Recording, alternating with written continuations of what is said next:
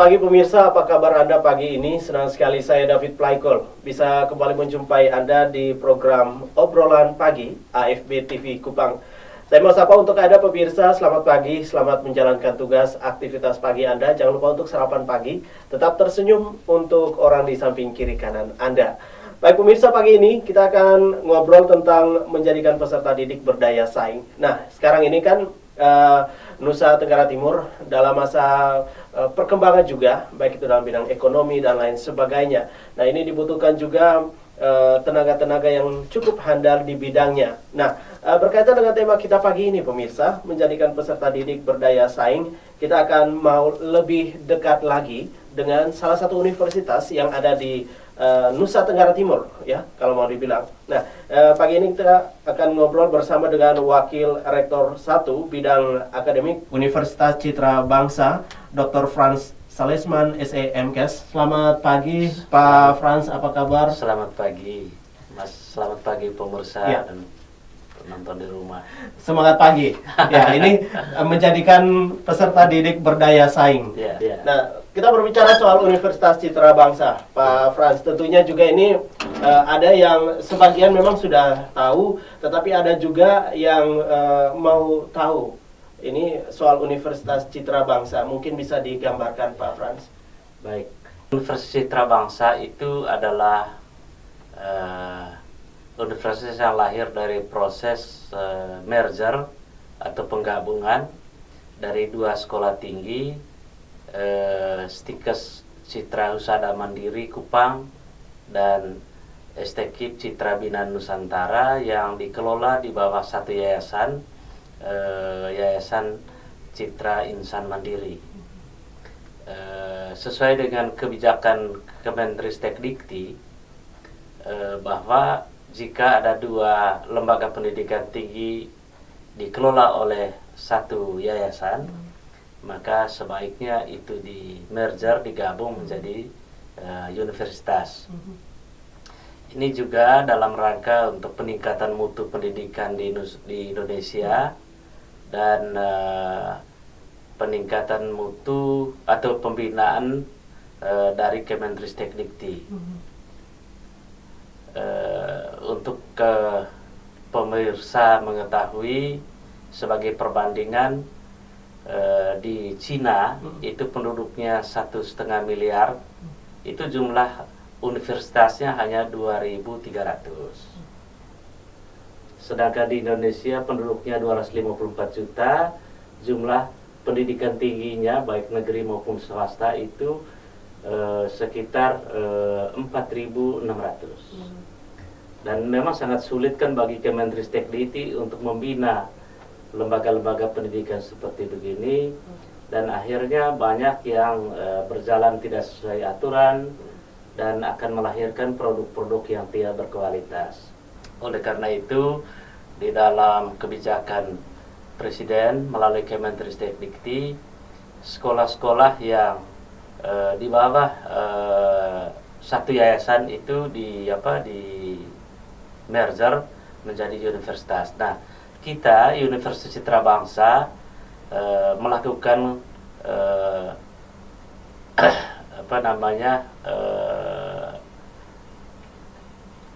arahan dari Kemendristekdikti dengan membuka 3 fakultas. Satu fakultas kesehatan dengan 4 program studi. Satu program studi S1 ilmu keperawatan, itu sudah akreditasi B. Yang kedua program profesi nurse, itu juga akreditasi B. Lalu yang kedua program studi S1 ilmu farmasi. Jadi satu-satunya program sarjana ilmu farmasi di Nusa Tenggara Timur itu di Universitas Citra Bangsa. Sudah akreditasi C dan sekarang sedang berproses untuk memperoleh akreditasi B. Yang keempat itu adalah program vokasi, itu D3 kebidanan, juga akreditasi C, dan sekarang sedang dilakukan reakreditasi untuk mendapat akreditasi B. Fakultas yang kedua itu Fakultas Keguruan dan Ilmu Pendidikan. Program studinya program studi S1 Bahasa Inggris, juga sudah akreditasi C, program studi PGSD, sarjana PGSD, dan yang ketiga program studi pendidikan informatika. Itu juga sudah akreditasi C. Fakultas berikutnya yang ketiga itu fakultas teknik. Fakultas teknik dengan 3 program studi, teknik sipil, S1, program sarjana teknik arsitektur, dan program studi teknik informatika.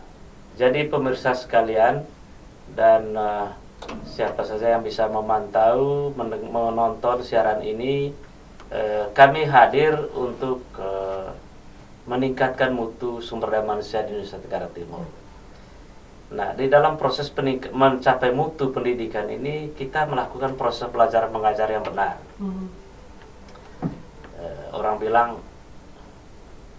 kalau sudah benar itu pasti baik, dan yang baik belum tentu benar, gitu ya. Nah, kita melakukan proses pendidikan dengan benar. Ada 3 indikator yang kita siapkan. Yang pertama, sumber daya dosen. Di Fakultas Kesehatan kita memiliki 4 dosen yang bergelar doktor. Lalu magister ada 16.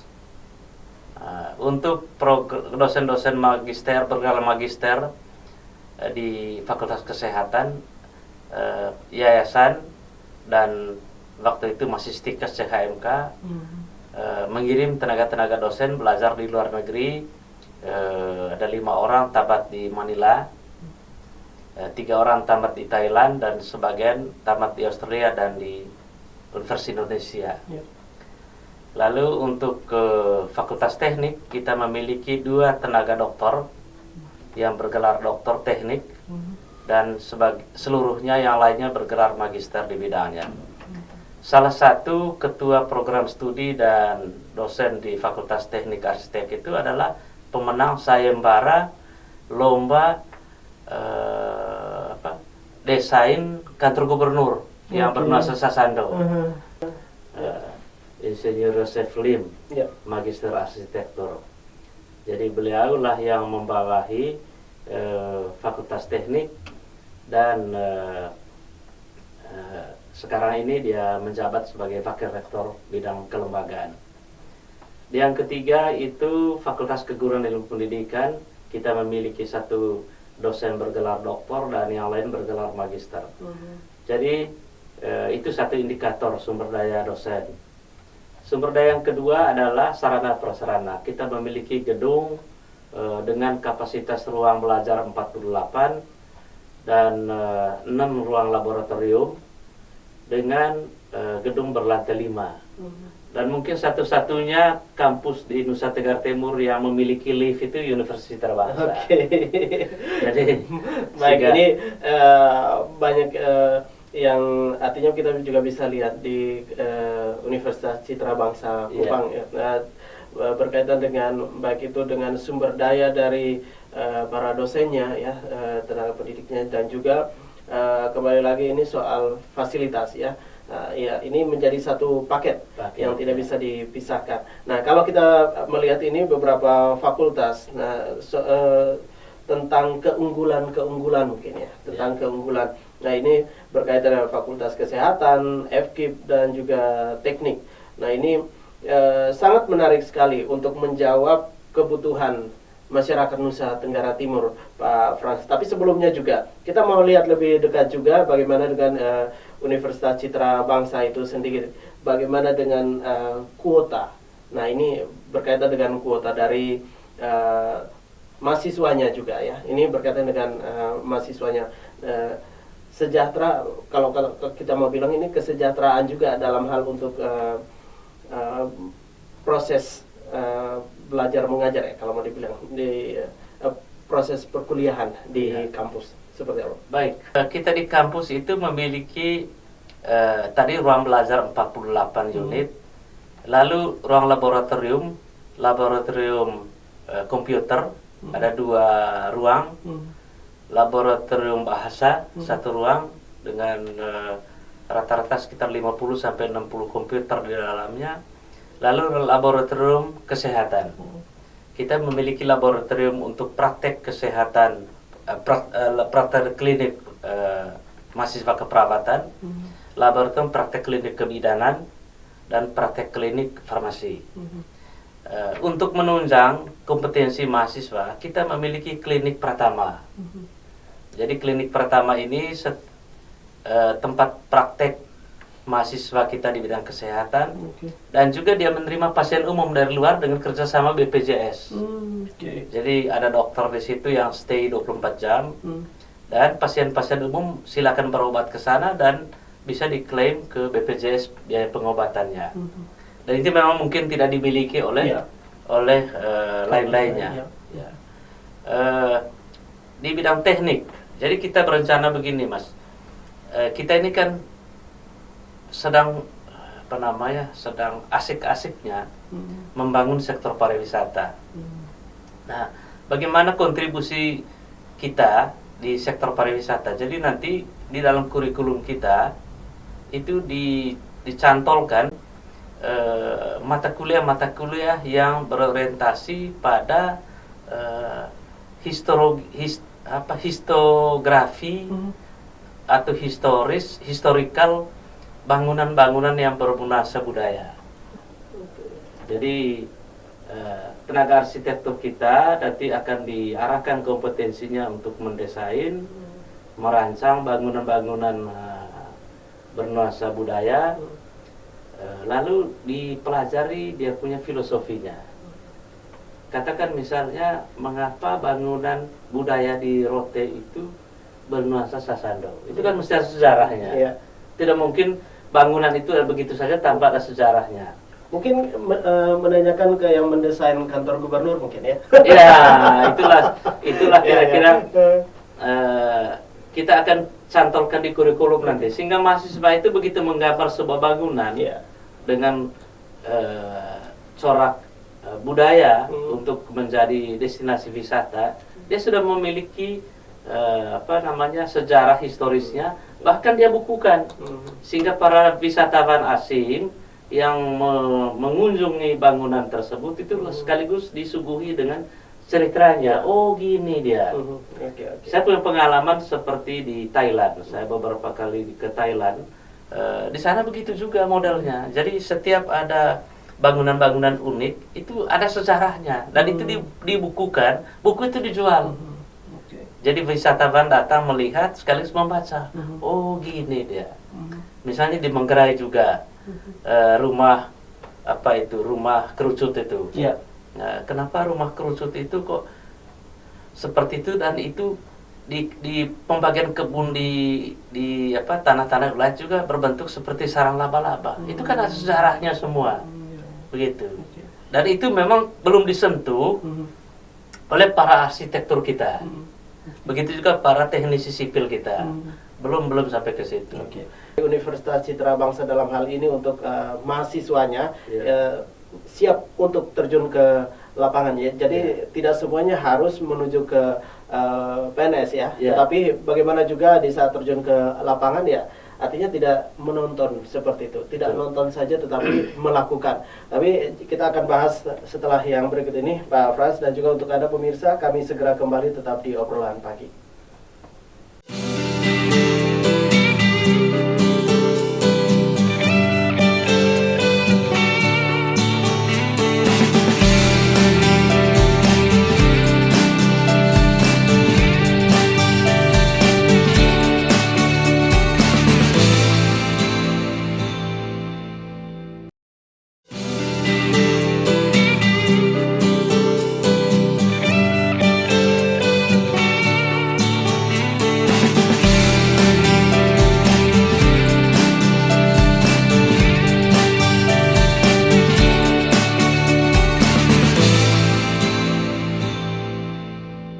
Baik, kembali lagi di obrolan pagi pemirsa. Kita masih ngobrol tentang menjadikan peserta didik berdaya saing bersama dengan Wakil Rektor 1 Bidang Akademik, Dr. Frans Salesman SEMKes. Pak Frans, ini kita sudah berbicara tentang Universitas Citra Bangsa itu sendiri.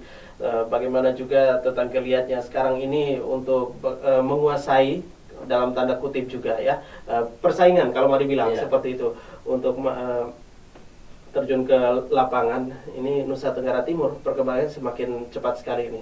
Dalam hal ini juga kita lihat sekarang ini geliatnya tentang pariwisata. Tapi juga kita tidak bisa pungkiri juga sebelum terjun ke lapangan harus dipersiapkan produk itu. Ya, sebisa mungkin artinya supaya di saat terjun ke lapangan juga semuanya sudah siap untuk action. Nah, ini seperti apa Pak Frans di Universitas Citra Bangsa? Baik,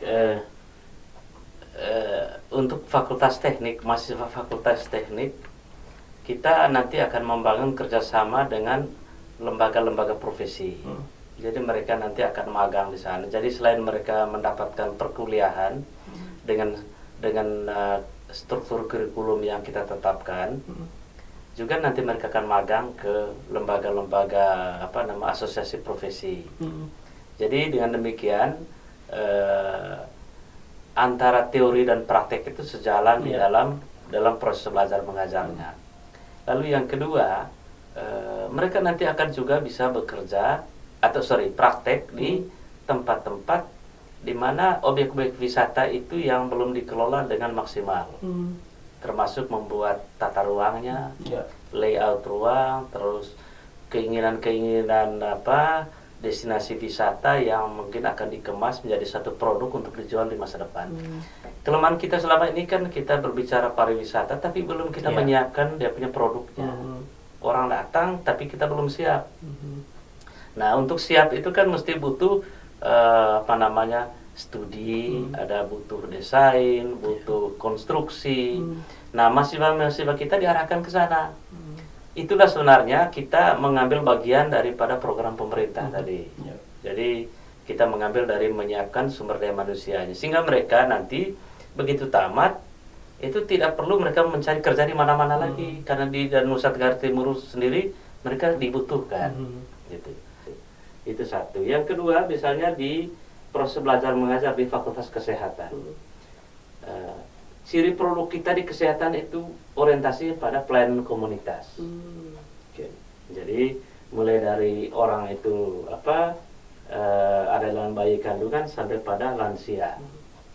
Nah, orientasi komunitas itu banyak tenaga-tenaga tamatan kita sekarang ini sudah bekerja di Australia, di Italia, di Jepang, dan standar pembelajaran kita memenuhi tuntutan kualitas pelayanan kualitas keperawatan dan kebidanan dan farmasinya Rumah Sakit Siloam.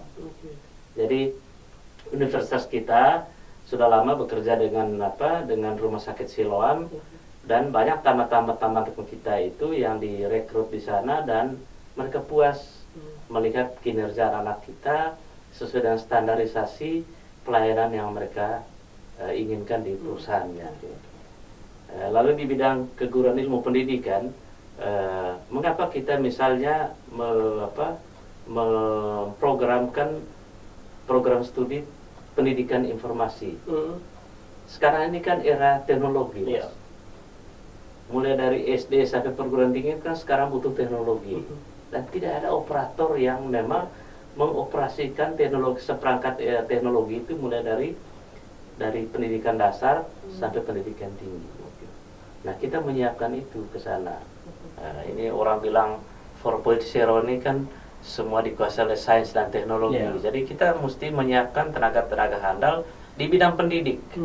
Sehingga mereka selain mengajar juga mentransformasi pengetahuan teknologinya kepada peserta didik. Sehingga anak-anak didik kita di Nusa Tenggara Timur sudah sejak kecil terbiasa dengan teknologi.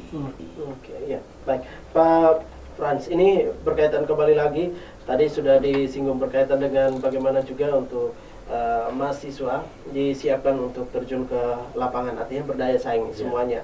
Nah, ini perjalanan mungkin ya, perjalanan sampai saat ini peralihan sampai ke Universitas Citra Bangsa ini sendiri, tentu juga melahirkan produk-produk yang berkualitas, tentunya untuk tunaikan tugas kembali lagi nih daerah tercinta Nusa Tenggara Timur, Pak.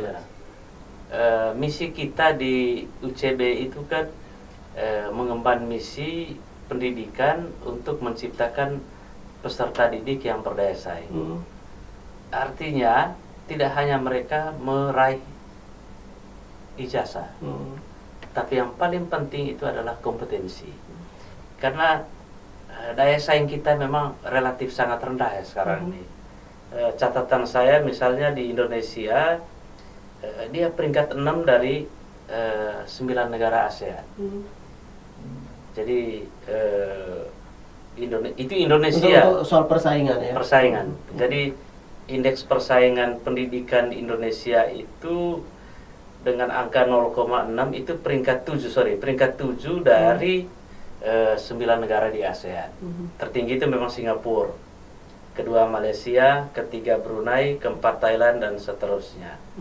Lalu misalnya juga pada indeks pembangunan manusia, kita peringkat 31 dari 34 provinsi di Indonesia, Nusa Tenggara Timur. Jadi dengan angka indeks 64,8, sedangkan nasionalnya rata-ratanya sudah 72 lebih.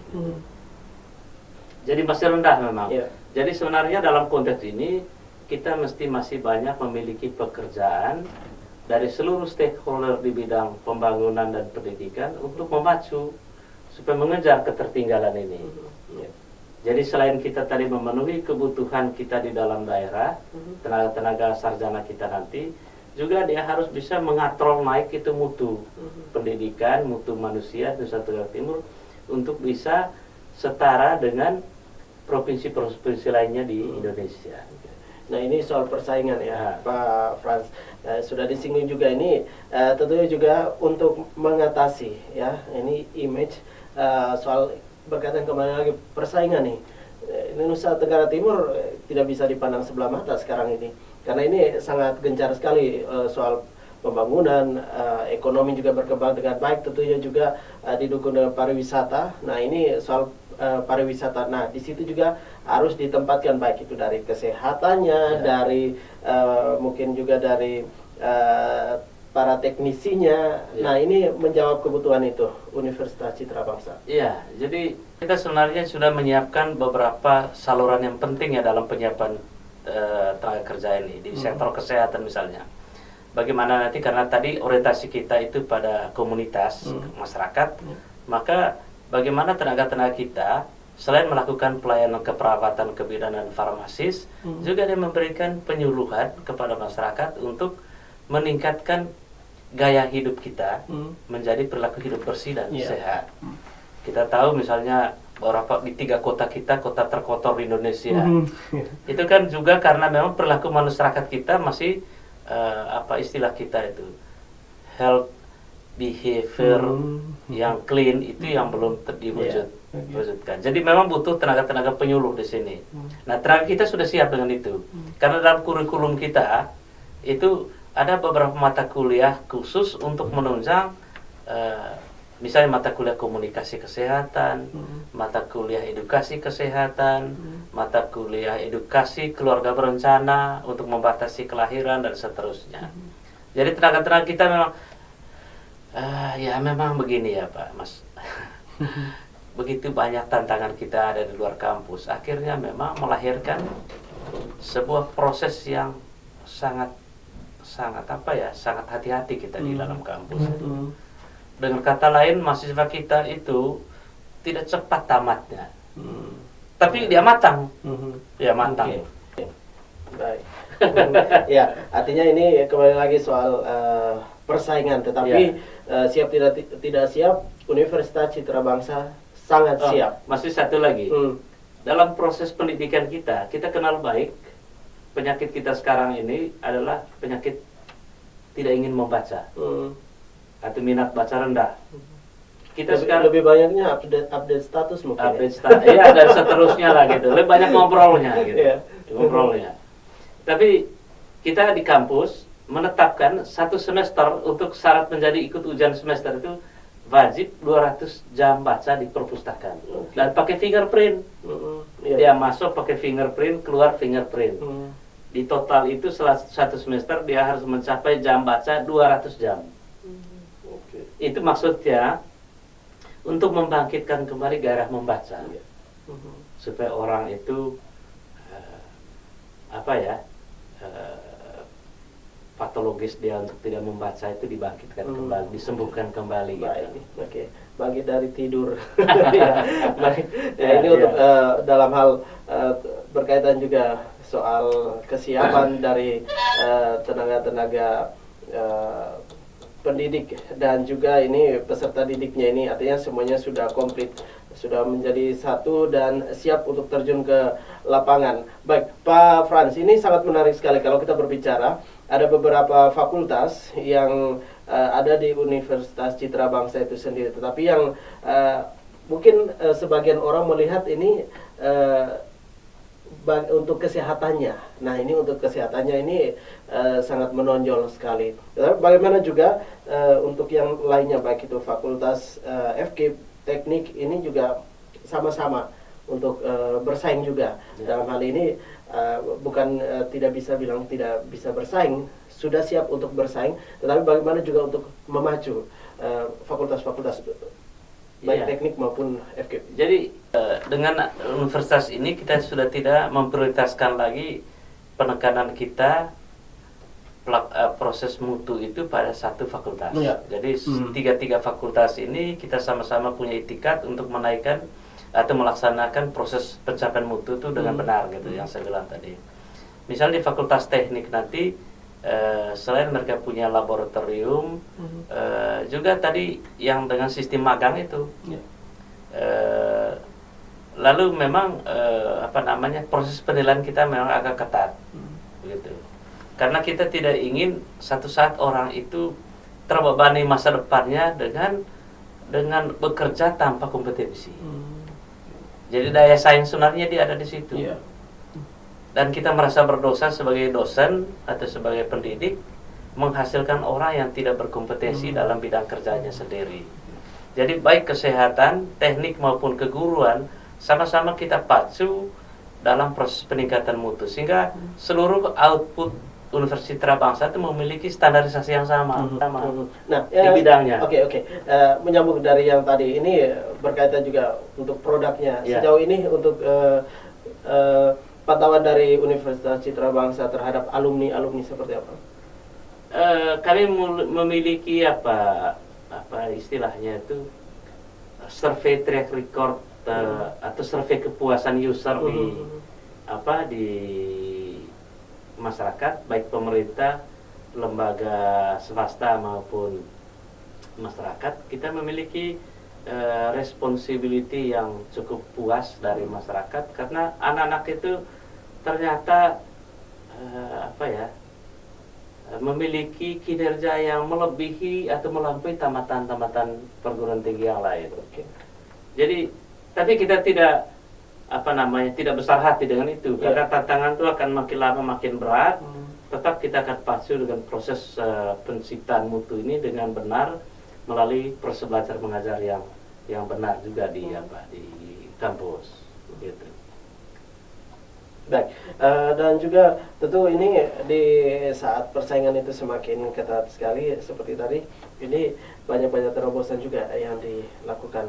Nah, dalam peralihan ya, ini dari Universitas Citra Bangsa sendiri beberapa bulan ini, apa sih terobosan-terobosannya?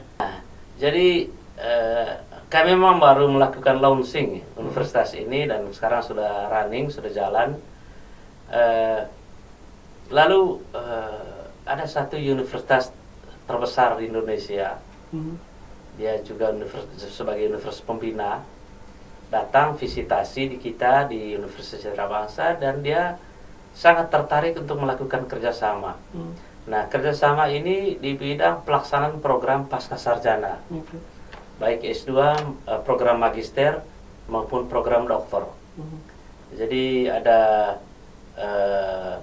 beberapa program magister, diantaranya itu program magister pengembangan sumber daya manusia, program magister manajemen bencana, program magister di bidang ilmu kepolisian, program magister di bidang hukum dan pembangunan, dan ada satu program doktor pengembangan sumber daya manusia. Jadi sistemnya kampus kita itu sebagai tempat kuliah dari mahasiswa Universitas Airlangga. Jadi dengan ketentuan 49% itu adalah kuliah di kelas Universitas Citra Bangsa menggunakan kelas kita dengan menggunakan sistem teknologi telekonferensi. Jadi dosen yang ngajar di kelas Universitas Airlangga itu pada saat yang sama di relay di kampus di ruangan kita, lalu mahasiswa kita mendengarkan, bisa berdialog dengan dosen yang ada di Airlangga, lalu mekanisme perkuliahan itu hampir sama di kelas, hanya tempat berbeda, tapi medianya adalah telekonferensi tadi, teknologi tadi. Itu porsinya 49%, sedangkan kuliah tatap muka itu adalah sebesar 51%. Kuliah klasikal, klasikal ya lah. Tapi mereka itu adalah mahasiswa Airlangga, program pasca Airlangga, bukan mahasiswa UCB. Nomor induk mahasiswanya, registrasinya, biaya SPP-nya, nomor induk mahasiswanya, dosen pembimbingnya, dosen pengajarnya adalah dosen dari Universitas Airlangga. Nah, Universitas Airlangga ini kita lihat akreditasi institusinya kan akreditasi A. Semua program studi juga yang tadi bekerja sama itu akreditasinya akreditasi A. Dan memang di dalam Permendikti bagi universitas negeri yang berakreditasi A itu boleh melakukan kelas paralel di tempat lain. Yang penting fasilitas dan sistem pembelajarannya harus sama dengan yang ada di kelas di tempat universitas itu ada. Baik, ini yang menjadi pertanyaan, tetapi untuk menjawab kebutuhan itu juga sudah dijawab oleh Universitas Citra Bangsa ini, artinya sudah siap. Tetapi bagaimana dengan mahasiswanya? Ya, berkaitan dengan perkuliahan ya, telekonferensi seperti itu. Saya kira memang suka atau tidak suka, kita ini kan sudah masuk pada era 4.0 gitu.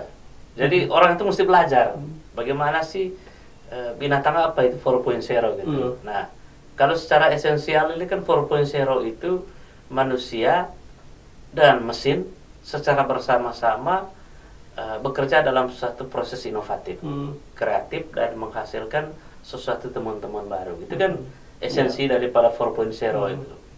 Sejarah dari revolusi industri dulu. Dari kita dari Nusa Tenggara Timur, suka atau tidak suka, itu sudah harus di markup ke sana gitu. Dan mesti belajar memang. Nah, itu satu. Yang kedua, mutu pembelajaran kita, suka atau tidak suka, harus setara dengan yang ada di universitas pembina tadi. Jadi, ya saya ini sendiri tamatan UNER ya, S2, S3 saya UNER. Jadi bagaimana pola pembelajaran di sana itu pola pembelajaran konservatif yang betul-betul menginginkan manusia yang lahir itu keluar itu adalah bermutu dan berdaya saing. Tidak nganggur ya. Baik, Pak Frans, ini menarik sekali juga berkaitan dengan menjadikan peserta didik berdaya saing. Kalau kita melihat, artinya ini Universitas Citra Bangsa sudah sangat siap untuk bagaimana juga mengabdi kepada daerah tercinta kita Nusa Tenggara Timur. Dan kembali lagi, ini respon dari pemerintah seperti apa? Dan bagaimana lembaga pendidikan mulai visi dan misi untuk menunjang program pembangunan dia gitu. Jadi kita mempresentasikan dan kita garansi bahwa ini loh, kami punya tamatan nanti bukan sekedar tamat ya. Dia akan mengambil share atau bagian daripada program pembangunan pemerintah itu untuk dia kembangkan di masyarakat. Artinya membantu pemerintah daerah. Oke, baik. Ini kita mengambil untuk pemerintah yang dalam hal ini pemerintah provinsi. Bagaimana juga dengan daerah, kabupaten, kota? Ya, kita harapkan mereka itu juga bisa mengapply keahlian mereka itu di daerah-daerah. Jadi kita ini kan satu bingkai besar Nusa Tenggara Timur, tentu di dalamnya kan ada kamar-kamar kabupaten, jadi ya mereka pasti turun akan mengapply kompetensi mereka itu di kabupaten-kabupaten sesuai dengan ciri khas dari kabupaten yang bersangkutan. Jadi intinya begitu. Tapi begini, tidak hanya mereka didesain produk kita itu untuk bisa diserap di dalam negeri, di Nusa Tenggara Timur, tapi secara nasional dan internasional juga gitu. Kita punya ini di Jepang, sudah bekerja di Australia, di Italia, di Papua. 2 provinsi itu kita punya tenaga Nusantara sehat cukup banyak, Mas, yang bekerja di sana. Baik. Dan kembali lagi, ini dalam perjalanan Pak Frans berkaitan dengan Universitas Citra Bangsa untuk kedepannya seperti apa? Ya, kita harapkan dia berkembang terus, bersaing yang sehat. Lalu yang kedua, saya harapkan juga semua perguruan tinggi lain itu melakukan kompetisi yang sehat dan menghasilkan produk-produk yang berkualitas supaya kita memberikan bekal ilmu dan pengetahuan dan teknologi kepada peserta didik bagi masa depannya. Anak didik kita ini kan anak kita semua, walaupun dia dilahirkan oleh orang tua di tempat lain atau bersuku lain, tapi karena dia sudah menjadi putra Nusa Tenggara Timur, ya itulah putra putri kita semua. Tugas daripada para dosen, para guru, mendidik mereka supaya mereka menjadi manusia yang berkualitas.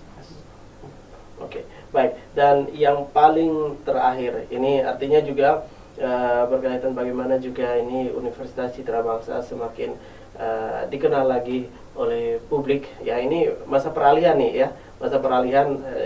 Tentu juga kalau yang lama ini semuanya sudah pada tahu nih, tapi yang sekarang ini Universitas Citra Bangsa. Beberapa event-event akan kita coba ikuti supaya dia makin dikenal. Tapi bukan hanya itu, kita bukan hanya sebagai membuat strategi mercusuar, tapi di dalam kita harus benahi secara sistematis gitu. Bagaimanapun juga nanti kalau orang sudah makin kenal di luar, look ke dalam melihat bagaimana prosesnya ini. Jadi kita mesti konsisten antara proses pembelajaran yang ada di kelas, lalu juga networking kita di luar untuk pengabdian masyarakat dan untuk Universitas Citra Bangsa itu semakin dikenal di masyarakat.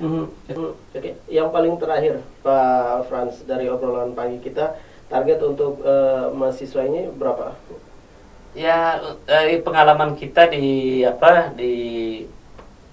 pendaftaran gelombang pertama ini sudah mencapai 250, diharapkan nanti bisa mencapai 500 sampai 1000 gitu. Oke. Baik. Artinya kita doakan bersama juga, kita harapkan bersama juga dengan lahirnya sekarang ini dari yang lama menjadi Universitas Citra Bangsa, sekarang ini sesuatu yang baru, tentunya juga semuanya serba baru ya. Soal kesiapan juga dan juga terobosan-terobosan. Dan sekali lagi Pak Frans, terima kasih untuk informasinya seputar Universitas Citra Bangsa. Sukses juga buat semuanya yang ada di kampus Universitas Citra Bangsa Nusa Tenggara Timur. Dan demikian pemirsa, tema kita pagi ini menjadikan peserta didik berdaya saing bersama dengan Wakil Rektor 1 Bidang Akademik Universitas Citra Bangsa Nusa Tenggara Timur, Dr. Frans Salesman, SE MKes. Semoga bermanfaat untuk kita semua dan kita jumpa lagi di lain waktu, lain kesempatan dengan tema obrolan yang berbeda. Saya David Plaikol, sampai jumpa. Makasih Bapak.